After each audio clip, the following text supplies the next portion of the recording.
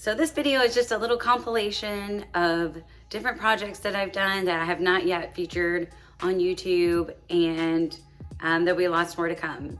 Our mobile home makeover rental edition is coming. We've got more pool videos coming up. We're working on our pool deck, also wrapping it all the way around the pool. Lots of videos coming out. So thank y'all for watching, and I hope you enjoy. So anytime I see any cute vases or glass jars, no matter what color they are, I pick them up. And this is why. A little bit of spray paint goes a long way. And then the same thing goes for repurposing the big jars. Like every time we go through one of these big pickle jars, I turn it into something. Like this beach fun jar. All I did was paint it. I printed out these trees and the words and Mod Podged it. And then put a little hemp rope up at the top. So now it's a beach fun jar, and it never keeps money in it because my kids always rob it. See, it's mainly pennies left in there, but it's adorable. And this jug, I think it's an old wine jug. Same thing. Just printed out a cute picture, Mod Podged it, painted the stripes, Mod Podged that, and some hemp rope. Easy, fun, creative way. I also distressed it a little bit with a sand and block. But super simple and an easy way to keep up with your change. A cute way to keep up with your change. Now this dresser, we upcycle a lot of furniture that's going in our store too. Even these old dressers, as long as the drawers work good, you can make anything beautiful. All you have to do is clean it real good, scuff it up with a sand and block or sandpaper. On this dresser, we painted it white. Actually, it was Alabaster by Sherwin. It was leftover satin paint that I had. And then I put some antique wax on it. And then I took the hardware off and I spray painted it black. It was really that simple. You just put the wax on and then rub it off. You just make sure you rub it, and with the grain of the wood. That way it looks like wood. These little TV dinner trays are so cute. Well, they weren't in the beginning. I have two. The other one, I didn't get a before picture. It was covered in paint. But this is what I did. I made little matching trays. The same thing, I used that Alabaster. Well, you scuff it up with sandpaper so the paint will stick. Alabaster white. I stenciled it, and then I put a little bit of wax over the top. This table, I actually bought at, I don't know if it was Goodwill or a thrift store.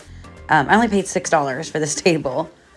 It's cute. I used the word attempted. I cannot use that circular sander. I ended up messing up the veneer on the top. See that? I had planned on just lightly sanding it, and then it kept, catching on me. So then I said, well, let me try to whitewash it. Once again, with the Sherwin-Williams Alabaster that I had. And that just wasn't working. So I just painted it white. And this is the antique wax that I used. Put the antique wax on there and then wipe it off in the direction of the wood. And oh, it was so pretty. At first I just did the top because I was tired. It was in the middle of tax season when I did this. But I just did the top at first, and then I took a stencil. I'll link the stencils that I used. I got them on Amazon. But I just did the top, and I thought, it was cute, but I really liked the rattan on the side, or whatever you call it. So I wanted that to pop out more, so I did go ahead and paint the whole thing. I painted the whole thing except for that, because I wanted it to pop. It's just really important to keep in mind when you're doing furniture like this. If you're going to paint furniture, the prep work is the most important. You want to clean it real good, and you want to sand it. Like if there's a clear coat, you want to try to get that off, or at least rough it up enough where it'll hold that paint. Otherwise, one little scratch and all that works for nothing. You have, to be all scratched up. So definitely, unless you want to invest in the cabinet paint, where I think you can skip that step with the cabinet paint. Just make sure you rough it up with a sand and block or a piece of sandpaper. With this antique wax, there's really no right or wrong way to do it. Um, really, it's the wiping off. You want to wipe it off in the direction of the wood. If you can see the wood grain, you don't want to leave any streaks. But I always make sure that it's dark in the cracks and the details, because when you put extra in those details, it makes them really pop. See that? See, you can really see those lines, whereas you couldn't before. Now this, I was so excited to find this because I wanted, I'm really sentimental. So I wanted to find an old recipe box and have my mama handwrite some of my favorite recipes. You know, and not just my mama, my sister has some good ones, you know, all the people that matter to me. I wanted the handwritten recipe. So I found this at Goodwill, and I think this was the 99-cent day. The green was 99 cents. And it had those are like stickers on it. I couldn't peel it off with my hands, so I just took a sanding block and sanded it down. Now this was up at the office. I didn't have my phone stand, so I didn't get to record the whole process, but it's kind of obvious. You just sand it, but see how it still had that dark stain in it? I didn't like that because I wanted it to be lighter. So I took this cashew color chalk paint by Waverly from Walmart, because I'm going to make it look like wood. So I did 2 coats of that, I believe. Yeah, 2 coats. And then I just kind of lightly scuffed up the edges with that worn out sanding block. I was just trying to show you what I was doing. And then I took this antique wax by Waverly from Walmart and I coated it. See how it looks like a light wood? It looks like stained wood is what it looks like now. But I absolutely loved it. But then I felt like, okay, it needed something. First I was going to stencil some letters on it. And then when I was at Walmart, I found this little stencil pack. And that rose just really stuck out to me. So I used that rose stencil, and I didn't use the cashew color. I think I used plaster. Yeah, plaster, chalk paint. And I just really lightly sponged it on there. I didn't use a paintbrush. See how you can still see through it? I didn't do it dark. I just lightly dabbed it on there. So it would still look kind of worn. But I love it. It's on my kitchen counter right now. And I already have some recipes in there.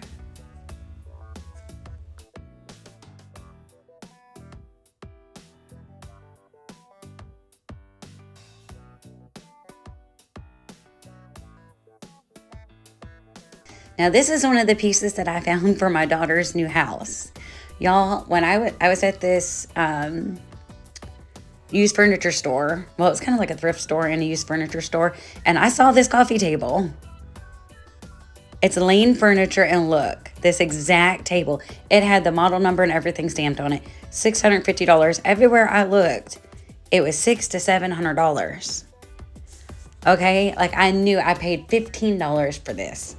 You know, because it had paper stuck to the top where it had got wet. See, it also had a big burn spot on it. I don't know if y'all can see it real good. It had a big burn spot on it. Now, if y'all are like antique collectors, look away, because I did have to sand the finish off. I know that diminishes the value, but I did not buy this to resell it. This is not going in my store. This went to my daughter's new house. So I sanded the finish off. And then I was thinking, because it was already kind of two-toned. So I'm like, well, let me just like make it even more two-toned. Because it's really lightweight, but it was really solid. It's from the 60s. It was literally made in the 60s. It is true mid-century modern furniture. And I knew just when I looked at those legs and I saw it hiding in there, I love it. Y'all, that's why I say treasure hunting. When we go thrifting, we're treasure hunting. But I sanded, and then I messed up and I didn't put a blanket down. And there was something on there when I sanded the legs, it scratched the top. So I had to resand the top. But look how pretty this is. And this is just raw sand. This was out without any stain, without any furniture wax, without anything on it. This is just raw after I sanded it. Isn't it so beautiful? Oh, I just love this piece. I absolutely loved it. And their house is beautiful. I'm going to do another video on, we're going to do making over their house. We're really just decorating it. It's already beautiful. But see, here's before. See how that paper, you know, it was just sitting there all by its lonesome. And there we go. Look at that. See how it's two-toned? I just made it darker. I darkened the top. And then I also darkened the legs a little bit. See? But there's the finished product. I love it. I love seeing the finished products. And this is what it looks like in Abby's new home. Y'all, it looks so good with all that white shiplap. It's against the wall until she gets her new couch. And there's Grace, and this is my older daughter, Savannah's son, my first grandbaby. This is Abby's baby, Declan, or Duck as we call him. And finally her table. Her kitchen table was the hardest. It had layer upon layer of that ugly red paint on it. It was given to us, and oh, it turned out so pretty. I worked on it as much as I could. It was during tax season, so she didn't have a table for about 2 months. But I did eventually get it done. Sanded it all down. I was going to do two-toned at first. That's why I didn't just paint over. But I ended up doing the same thing, the Sherwin Alabaster with the Waverly antique wax. Now this looked really pretty white, but all her walls are white shiplap. So we put the antique wax on there to contrast it a little bit. And this is one of the candles that we make. Those are real flowers that we get in. Oh, I love our candles. Those will be listed on our store pretty soon, and y'all will have the link as soon as we have it ready. Now this is a wood round that I got from the Dollar Tree Plus, and the little half beads I got from Amazon. I'll link those below. And a candlestick holder that I got from the thrift store, and I threw it all together and made a riser. It could also be a cake stand, but we used it as a riser. And here's the finished product. Oh, I also put some polyurethane over the top, you know, because there will be food and stuff on there. But there it is. There's a sneak peek at her beautiful kitchen. Y'all, I'm so proud of my baby girl. Those are just a few of many projects that we have done that I'm still working on videos for, and we are working on our mobile home makeover, like I said.